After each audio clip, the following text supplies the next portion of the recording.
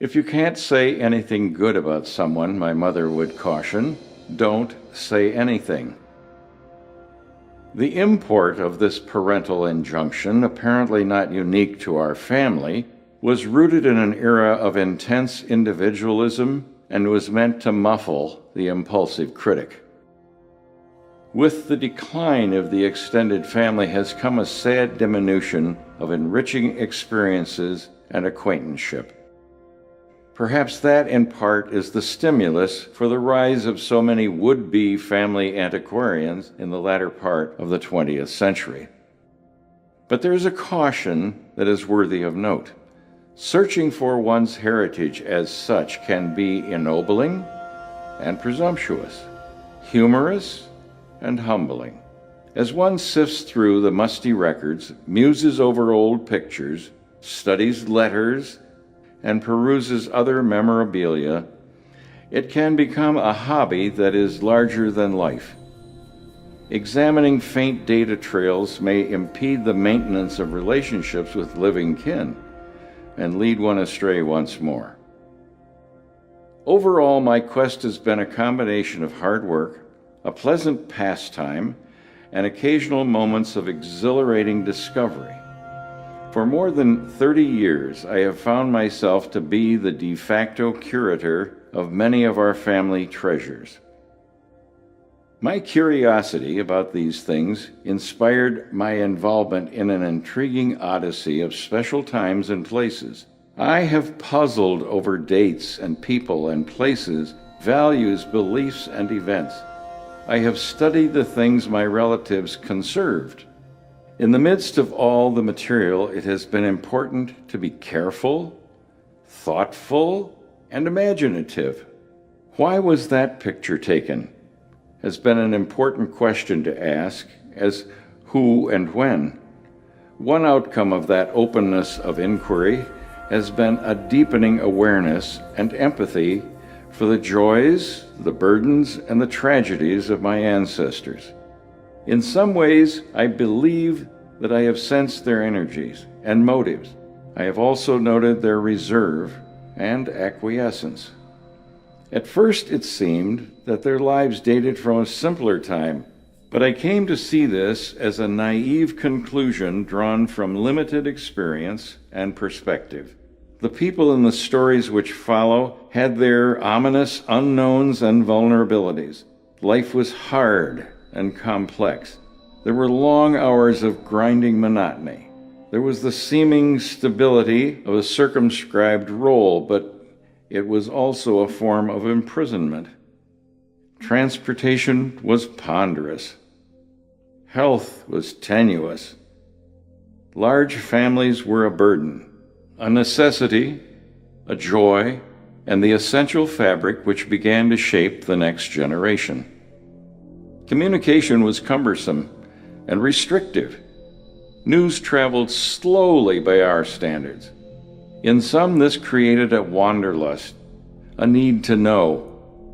Yet, simultaneously, there was an enforced privacy, a kind of cultural isolation. Religion was often held to be the cornerstone of certainty. For some, it became righteousness.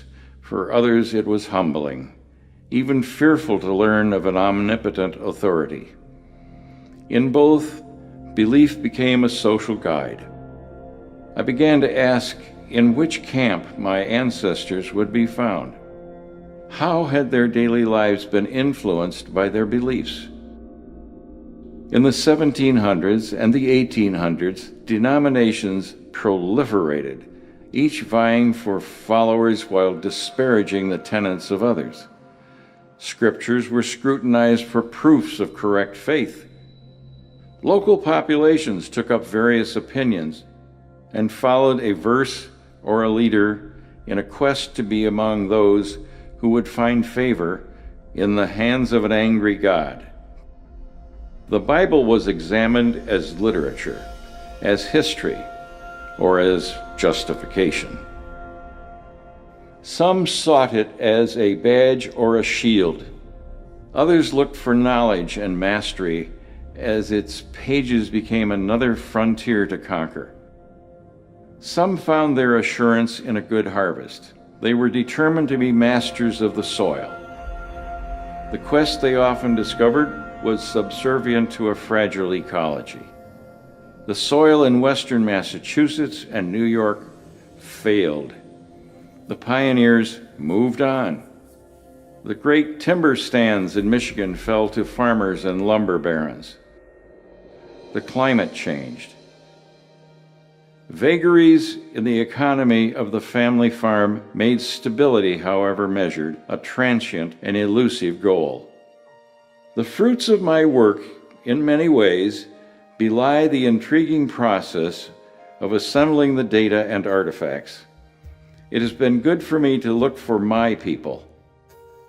There is a subtle bravery here. I know something of who and what they were in their histories, their geographies, and spiritualities, yet relatives so far removed remain a shadowy lot. I confess that I have barely touched their lives, their wisdom, their sorrows, their humor, not in the depth I craved. A privacy about them has emerged and withstood my persistent probing. I report my perceptions as frankly my own. There are no doubt other summaries that could be written. So this writing will perhaps provide a stimulus. It can serve as a picture frame enhancing the picture.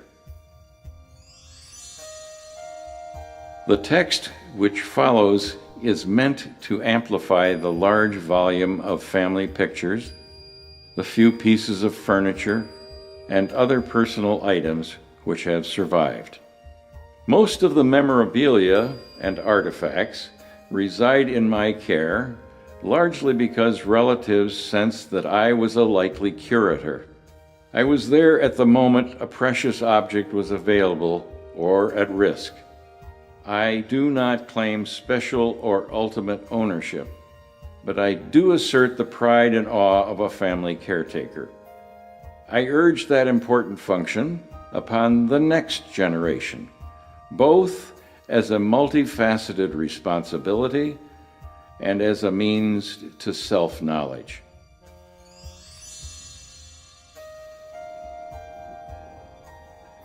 The histories which follow include 4 major family divisions, 2 paternal and 2 maternal. The paternal families are the Porters and the Gees. The maternal are the Purchases and the Demons. The 4 stories are not presented in any special priority. My intent has been to keep them separate at the outset. Toward the latter part, some interweaving will be noted as in the course of events they began to coalesce.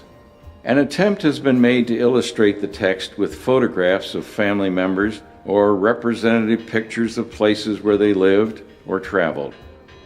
Of course, some of the places they lived remain unknown at the present, and this is an unfortunate gap in our knowledge about them.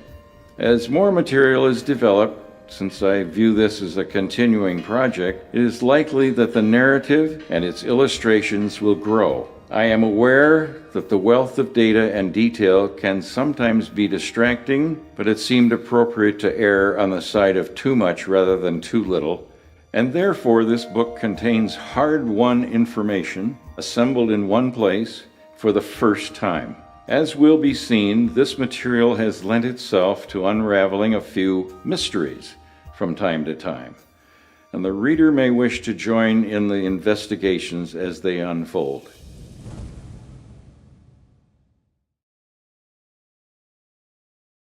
Please accept this personal invitation to read, study, and enjoy what follows. Welcome to my family.